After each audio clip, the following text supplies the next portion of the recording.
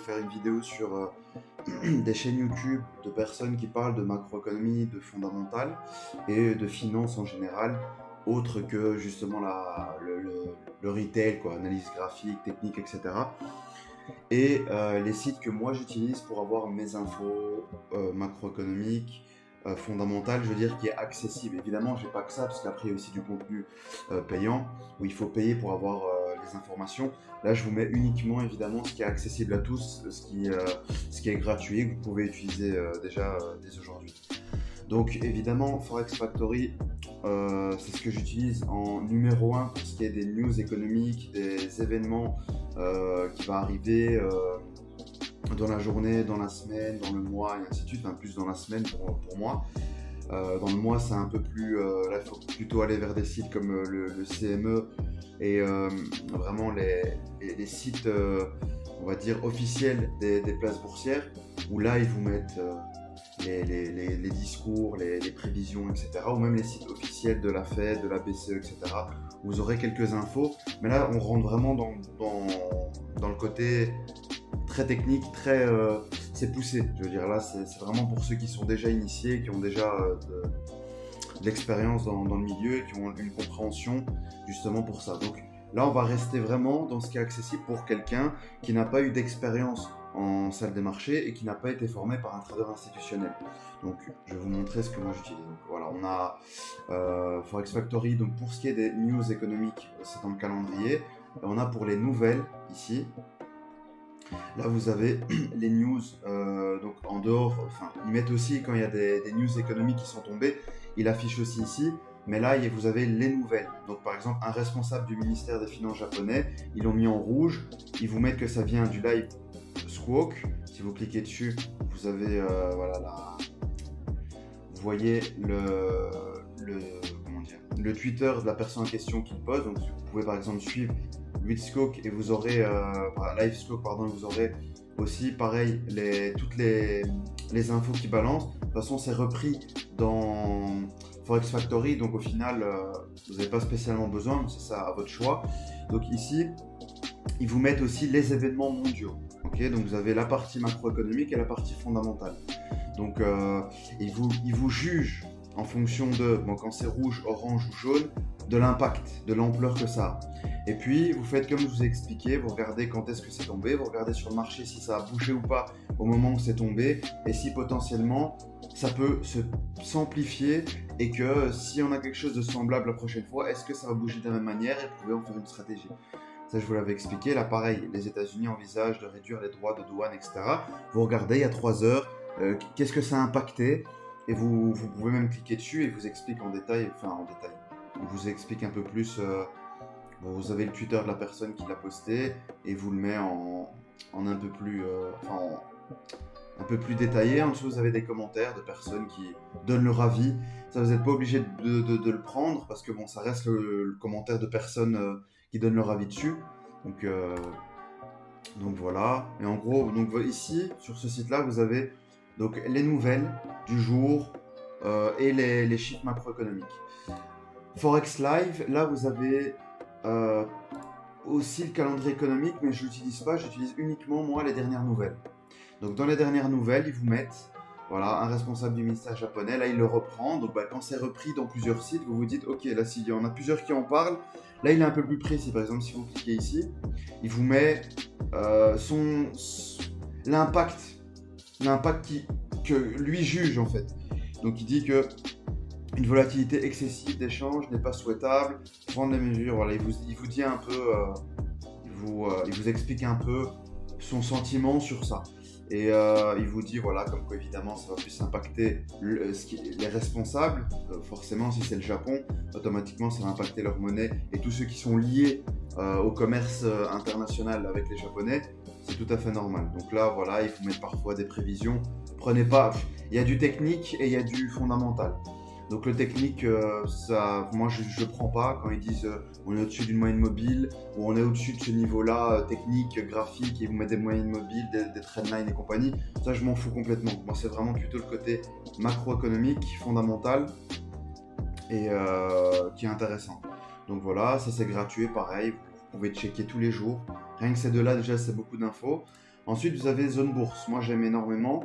Je préfère quand même Boursorama, mais bon, Zone Bourse, c'est pas mal aussi.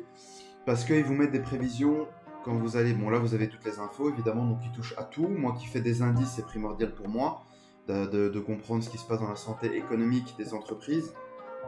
Ils vous mettent aussi, voilà, les meilleures opportunités, etc. Donc, je vous parle des entreprises, etc. Et vous avez, il me semble qu'ils l'ont mis dans le marché.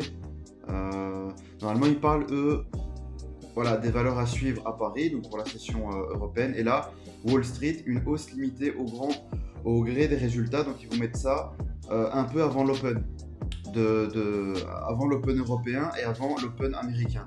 Et c'est bien parce qu'ils vous donnent leur sentiment à l'ouverture. Voilà, on est plutôt baissier pour telle raison fondamentale, on est plutôt haussier pour telle raison fondamentale. Et c'est bien parce que ça va vous éduquer à comprendre un peu qu'est-ce qui pourrait pousser un marché à monter ou baisser à une ouverture. Et pour moi, c'est vraiment super intéressant.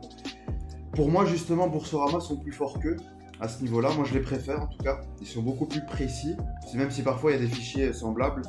Mais pour moi, ils sont beaucoup plus précis. Et pareil, vous allez avoir des prévisions, évidemment, où ils ne vous disent pas qu'il faut acheter à l'ouverture ou vendre à l'ouverture, mais ils vous donnent le sentiment de ce qui pourrait faire monter ou baisser l'ouverture. Et pour moi, ça éduque vraiment...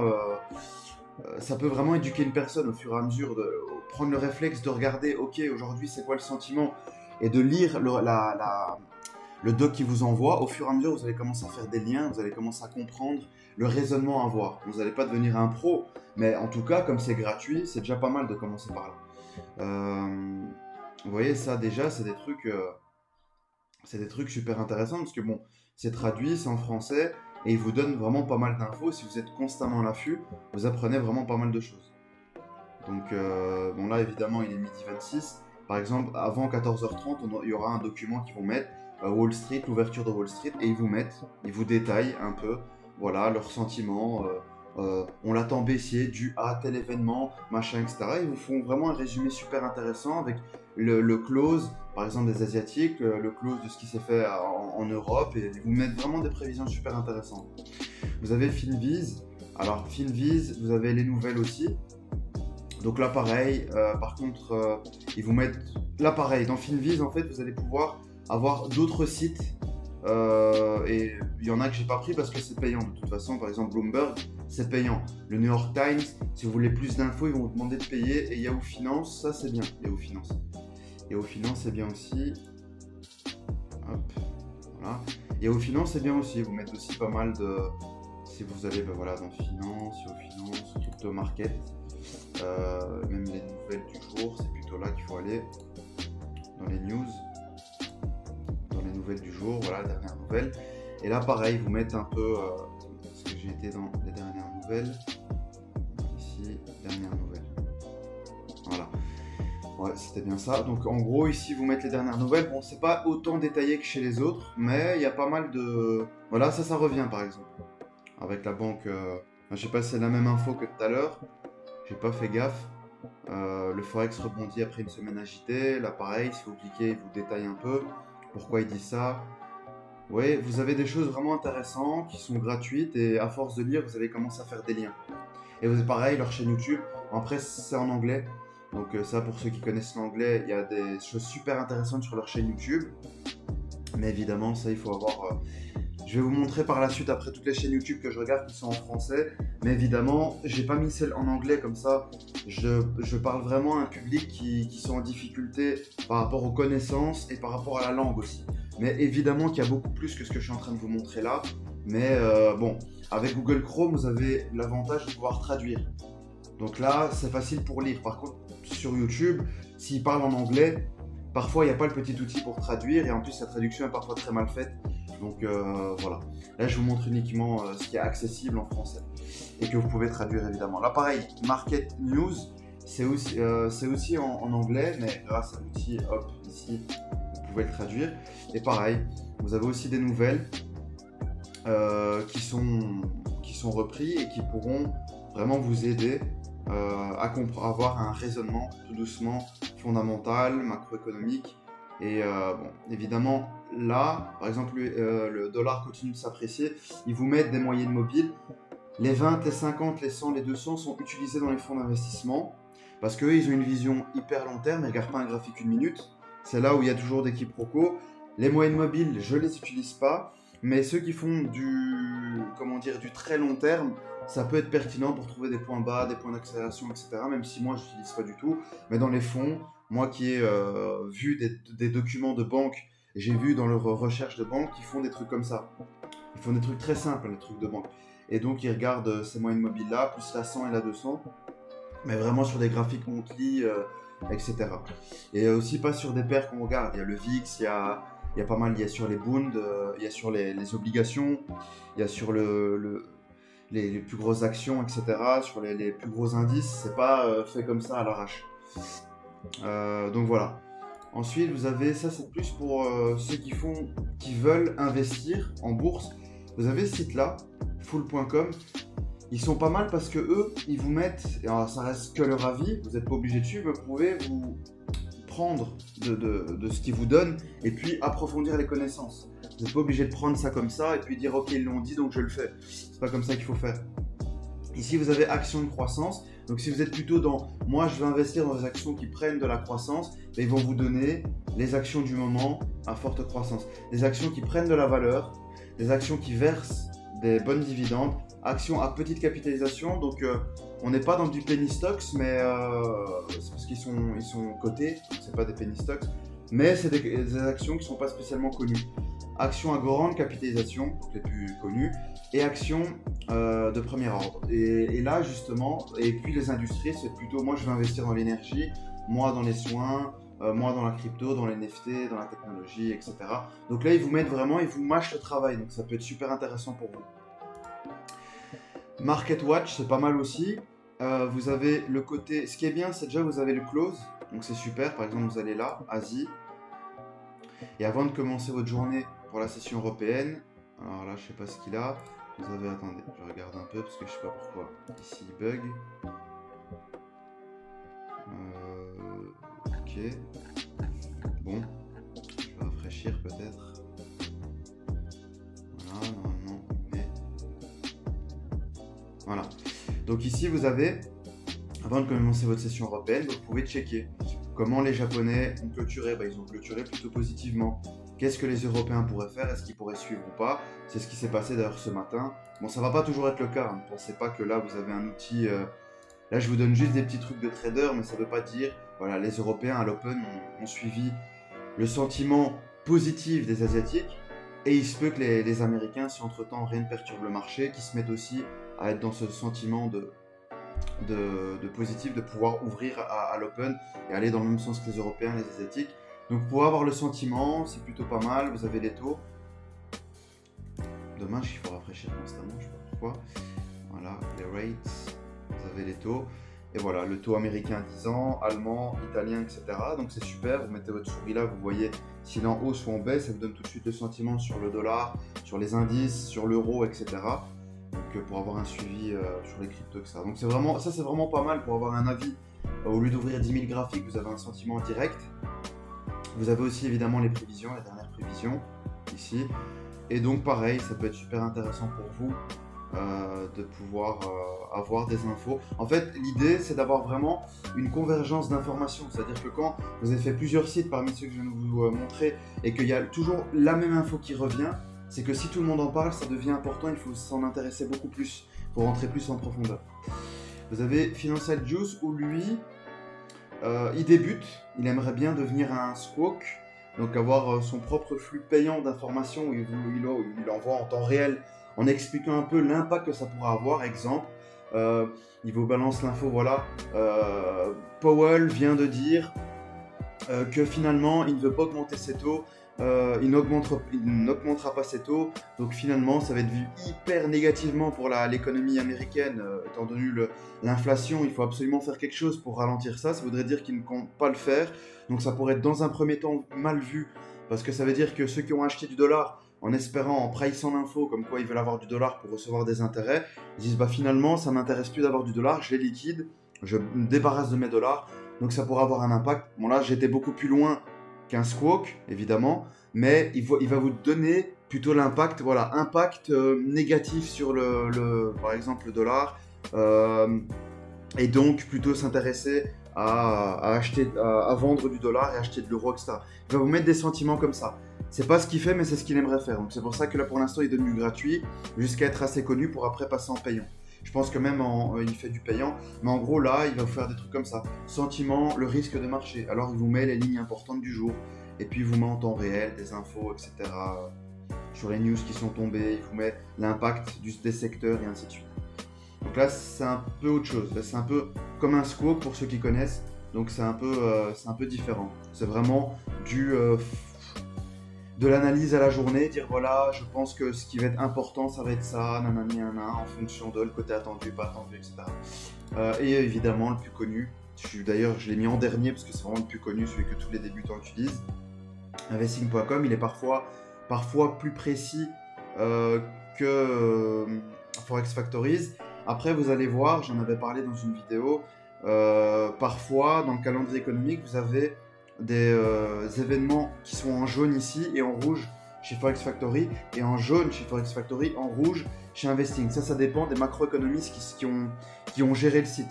Il y a des macroéconomistes qui peuvent considérer, compte tenu de l'économie, que cette news-là ne va pas être importante, alors que les macroéconomistes d'un autre site internet comme Forex Factory pourraient considérer que non, au contraire, c'est très important, et plutôt l'autre info est moins importante compte tenu du contexte. Donc ça, c'est vraiment une question de macroéconomiste, c'est une question de chacun mesure en fonction du contexte, sa propre compréhension de ce qui est important ou pas. Donc c'est pour ça que c'est bien parfois de regarder les deux et faire votre propre compréhension en disant bah, je suis pas d'accord avec Investing, il a mis en jaune, pour moi je trouve que ça va être super important, donc pour moi c'est rouge. Et là vous regardez un peu chez Forex Factory, si Forex Factory sont aussi en jaune, bah parfois il faut se remettre en question et se dire bon bah je considérais que c'était super important, bah finalement je pense que c'est pas si important que ça. Et vous pouvez aussi garder votre avis, que c'est important aussi, évidemment. Évidemment, maintenant, on va passer aux chaînes YouTube. Donc, moi, j'aime bien Marc Toiti. Je le suis depuis très longtemps. Par contre, lui, c'est macroéconomie. C'est vraiment le côté macroéconomique. Donc, il faut s'accrocher. Mais au fur et à mesure de regarder ces vidéos, vous allez apprendre des choses. Mais là, c'est vraiment les cours macroéconomiques. C'est de la macroéconomie, quoi. Mais évidemment, en tant que trader, on doit avoir connaissance de ce qu'est l'inflation, du taux d'inflation, des taux d'intérêt, etc. Là, il vous parle... bon, pour moi, Marc Toiti, je l'aime énormément, mais il est plus pessimiste qu'optimiste. Donc, il est beaucoup dans le... On va avoir un crack, on va avoir un crack, on va avoir un crack. Certes, ça peut arriver, mais le timing, il est important en trading. Donc, automatiquement, il faut prendre en compte tout ça. Donc, c'est super important d'avoir le bon timing, parce que si on parle de crack et qu'il arrive dans 5 ans, dans 5 ans on dit je vous l'avais dit, ok, mais c'était quoi le but? Prendre une option échéance 5 ans, alors pour avoir raison, nous on va avoir raison au bon moment, on va avoir un bon timing, donc il faut que ce soit précis, et pour être précis, il faut pas crier au crack tout le temps, mais il est bon, il est très très bon, c'est son métier, en macroéconomie il est super bon, donc moi je vous le recommande pour ce qui est de la macroéconomie. Ensuite vous avez Eureka. Super aussi, c'est de manière à comprendre le fondamental de manière très très simple. Là, ils vous mettent une suggestion, je suis abonné à tous. Ou pareil, regardez, vous pouvez faire une capture d'écran et aller checker. C'est un peu lié, ils disent que c'est un peu semblable à Eureka. Et alors là pareil, c'est super intéressant. C'est super intéressant. Vous avez, voilà, il vous parle de la BCE, je pense qu'il vous parle aussi de macroéconomie, il me semble qu'il vous parle de chiffres économiques, mais plus axé sur le fondamental. Il sera plus axé sur le fondac, sur la macro, mais très intéressant. Ensuite, vous avez, alors là, je vous ai pris, après j'ai ouvert, ça je vais vous laisser de côté, vous avez mis des chaînes, mais je les ai repris ici, donc comme ça on regarde directement là. Vous avez meilleur taux de placement, alors ça c'est... chaque fois j'oublie son prénom. Voilà, Marc Fiorentini. Je l'aime bien aussi, je le suis depuis longtemps. C'est un peu comme Marc Toiti, c'est un peu de la même génération. Et pareil, macroéconomie fondamentale, c'est assez. Vous allez apprendre pas mal de choses. Après, c'est évidemment beaucoup plus poussé. Mais le contenu est là.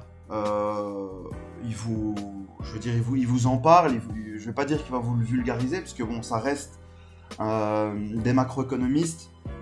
Donc automatiquement, ils parlent comme des macroéconomistes. Donc ils vont pas vous parler un langage de retail, enfin un langage de vraiment personnes qui viennent débarquer.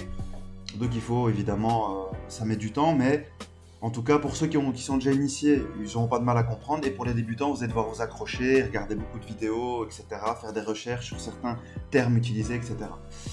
Vous avez Draw My Economy, ok, super bon aussi, c'est beaucoup de fonda, un peu moins de macro, mais ça va, il est bon aussi, vraiment il est bon, ça c'est super simplifié, sous forme de dessins animés, etc., c'est super bien.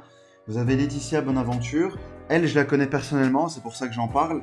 Euh, Laetitia, elle est axée, bah, regardez par exemple, là, vous voyez S&P, Risk-Off, Gold, Bitcoin. Risk-Off, c'est un terme 100% utilisé dans le milieu bancaire par exemple, ça c'est du fondamental.